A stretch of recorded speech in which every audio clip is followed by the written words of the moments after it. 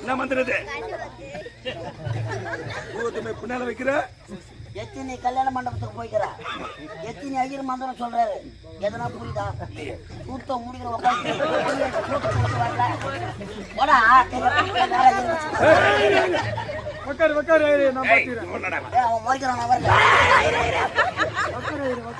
சாப்பாடு போற இடத்துக்கு போ சரியா சொல்றா வந்துட்டு சரியா சொல்றா சரியா சொல்லு